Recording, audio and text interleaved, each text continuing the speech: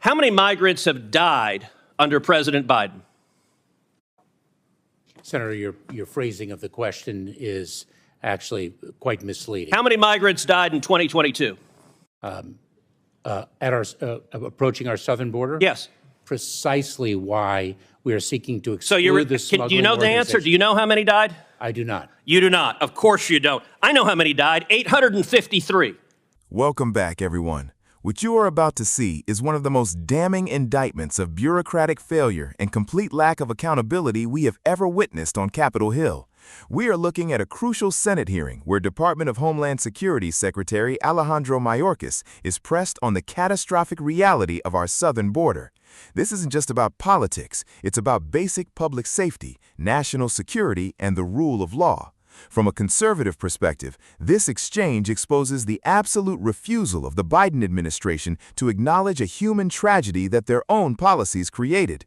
You'll see a relentless pursuit of the facts as Secretary Mayorkas repeatedly tries to hide behind talking points, wiggle words, and flat-out filibustering. When confronted with record-breaking migrant deaths, skyrocketing cartel profits, and wide-open operational gaps, the government's top border official essentially pleads ignorance. It is a masterclass in dodging accountability, and it shows a profound disrespect for the American people who are demanding a secure nation. Pay close attention to how the administration's narrative completely crumbles when forced to answer with a simple yes or no. If you're sick of the mainstream media spin and want honest conservative analysis that holds Washington accountable, smash that like button, subscribe, and turn on notifications right now. Unbelievable. Border. Senator, there is a very significant... That's a yes or no question. There's a very significant... Is there a crisis? Senator, there's a very significant challenge. I think your microphone is not on. There is a very significant challenge that we are facing. Yes or no, is there border. a crisis? I believe I've addressed that question. So you're refusing to answer? Senator, there is a very significant challenge, and will you answer if there's a crisis?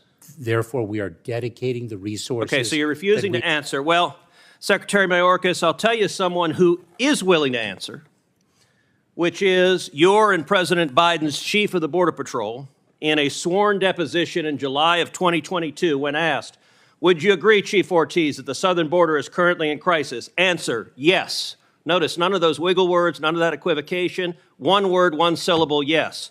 Are you willing to speak with the same clarity as Chief Ortiz? Is there a crisis at our southern border, yes or no? Senator, I'm very proud to work alongside. So you refuse to answer. Let me ask you the next question. Has the crisis at our southern border made Americans less safe, yes or no? Senator, we are dedicated to the safety and security. Has the crisis made Americans less safe? I don't want a discourse. It's a yes or no question. Senator, we have a challenge of You refuse to answer the question. Mr. Secretary, let me show you how someone doing his job answers a question in a straightforward manner. Chief Ortiz, is the crisis that is currently ongoing at the southern border making the border less safe for Americans and aliens alike? Answer, yes. One word, one syllable, 3 letters. That's how someone answers a question and does their job. You're being a politician misleading the American people. Let me give you a chance again. Will you show the same integrity Chief Ortiz shows? Is the crisis at the southern border making Americans less safe? Yes or no? Senator, we have 260,000 You refuse to answer the question. Let's move on. And security of the American Next question, people. Mr. Mayorkas. Has the crisis made aliens less safe? Yes or no? Senator, we are seeking... So you won't answer that question either. It's a yes or no. Has it made aliens less safe? Senator, smugglers are exploiting... Has the crisis made aliens, yes, less safe? Are you willing to answer it? Senator, the smuggling organizations... Okay, you're filibustering again. Let me ask you this question. How many migrants have died under President Biden? Senator, your phrasing of the question is actually quite misleading. How many migrants died in 2022? Approaching our southern border? Yes. Precisely why we are seeking to exclude the smuggling do you know the answer? Do you know how many died? I do not. You do not. Of course you don't. I know how many died. 853. That is 853. And by the way, here are the numbers that have died every year. You go back to 1998, you see it's consistently between 300 and 400, 300, 400, 300, 400. Suddenly, 2021, what happens? You get in office, and that red line are dead bodies. I've been on the Rio Grande, and I've seen dead bodies floating there who've drowned because of your refusal to do your job. You don't even know how many have died. What do you say to the Texas farmers and ranchers who find pregnant ladies dead on their property, who find toddlers dead on their property? What do you say to them? I say that is why precisely we are taking it to the smuggling organizations. But you are not. That is simply not true. Number two, it is why we are let me read from the Wall Street Journal. The Wall Street Journal 2 weeks ago ran an article entitled, "It's like a graveyard. Record numbers of migrants are dying at the border." The story begins with this chilling line, quote, "Eagle Pass, Texas.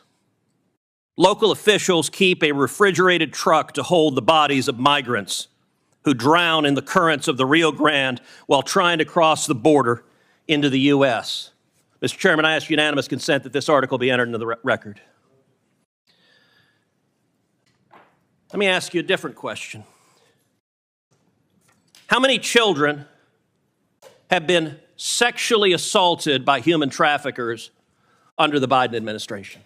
Senator, this is precisely why we instituted. I don't want to lecture. It's a question. How many children have been sexually assaulted by human traffickers under your administration? Senator, this is exactly why on January 5th, we announced again, the parole do you know program. how many? Do you know how many children have been sexually assaulted? This is why we Okay, you're going to refuse to answer that question as well. Let's move on. It's obvious you've been instructed to stonewall, so I'm not going to let you. You don't get to stonewall and filibuster. Now, one of my Democratic colleagues before said the Democrat talking point, quote, "This problem didn't start under Biden." Look, I get if you're a partisan spinner, you got to figure out something to say about the absolute catastrophe that has played out under the Biden administration. True or false, Secretary Mayorkas, 2020 was the lowest rate of illegal immigration in 45 years. Is that true or false? It is certainly the lowest level of immigration in many, many years. And what was it in 2020? What was it, Senator, in 2020 that impacted the entire world, including the United States? Okay, so your testimony is the reason we had the lowest rate was COVID. It had nothing to do with building the wall, nothing to do with any catch and release, nothing to do with Remain in Mexico. With all respect, Mr. Secretary, that answer is laughable. And in fact, if you look at illegal immigration, let's look at CBP encounters. You can see 500,000, 500,000, it drops to the lowest level, and boom, what happens? You show up, and that red line is you. That red line is Joe Biden. And you're claiming nothing happened. Oh, gosh, this was here before us. No, you made the decision to allow this to happen. Let me ask you, we now have over 5.5 million people who've entered this country illegally under Joe Biden. How many murderers have you released into America? Senator, I'm not aware of any murderer whom we've. So you don't know? Senator, let me say something. Do you know? If you take a look at. No, you don't get to give a speech. Do you know how many murderers you've released? I'm just trying to answer your question. How many rapists Senator. have you released? Senator, I'm trying Do you to know? answer your question. You can answer, I know or I don't know. Senator, any individual who poses a public. Absolutely unbelievable. Welcome back to the main breakdown, folks. If that clip doesn't make your blood boil as a taxpayer and a citizen who cares about public safety, I don't know what will. Let's dissect exactly what just happened here, because this exchange laid bare the fundamental divide between conservative principles of accountability and the bureaucratic stonewalling of the radical left. Senator Ted Cruz did exactly what a lawmaker is supposed to do. He demanded straight answers to straightforward questions. And what did we get from Secretary Mayorkas? Pure, unadulterated evasion. The strongest, most shocking moment of this entire hearing came down to a simple visual aid, the wristbands. Cruz holds up a photo of cartel tracking wristbands, which anyone who has spent even 15 minutes studying the border crisis knows are used by transnational human traffickers to catalog human collateral and track how many thousands of dollars migrants owe them. And the head of Homeland Security, the man in charge of protecting our nation, looks at them and says, "I don't know what they are." How is that even possible? Is it genuine ignorance, or is it a deliberate refusal to acknowledge the multi-billion-dollar criminal enterprise thriving on our doorstep? Either answer is completely disqualifying. Cruz was entirely justified in calling it a testament to incompetence. By refusing to secure the border, the administration hasn't stopped immigration, they've simply outsourced our immigration policy to brutal drug cartels. Then look at the data. This is where facts completely obliterate the administration's talking points. Mayorkas tried to claim that the border crisis is just an ongoing challenge that didn't start on his watch, but the numbers tell a completely different story. Cruz pointed out that under the previous administration in 2020, illegal immigration hit historic lows. Mayorkas immediately tried to attribute that entirely to COVID-19, completely ignoring highly effective policies like Remain in Mexico, ending catch and release, and robust enforcement.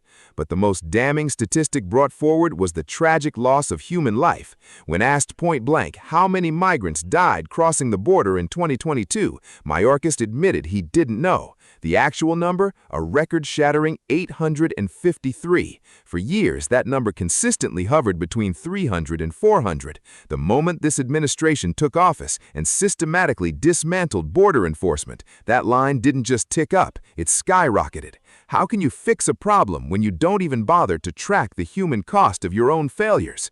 From a political and public opinion standpoint, this exchange is a total disaster for the open border narrative. For 2 years, White House spokespeople and liberal media outlets told the American people that people aren't just walking across the border, yet Cruz produced the photographic evidence of hundreds of people doing exactly that in broad daylight. The policy implications here are massive. When you have over 5.5 million illegal entries and an estimated 600,000 gotaways a year, you are creating a massive vulnerability. As Cruz rightly pressured, how many of those unvetted individuals are murderers, rapists, or child molesters? How many are on the terrorist watch list? Mayorkas couldn't or wouldn't answer. This isn't about lacking resources, it's about a lack of political will. The men and women of the Border Patrol want to do their jobs, but they are being undermined by political leadership that treats a national security crisis like a public relations problem to be managed with wiggle words. At the end of the day, accountability matters. When a public official's policies result in record deaths, massive fentanyl influxes, and empowered cartels, the only honorable response is to change course or step down. The facts are clear, the evidence is undeniable, and it's time to finally put public safety above partisan politics.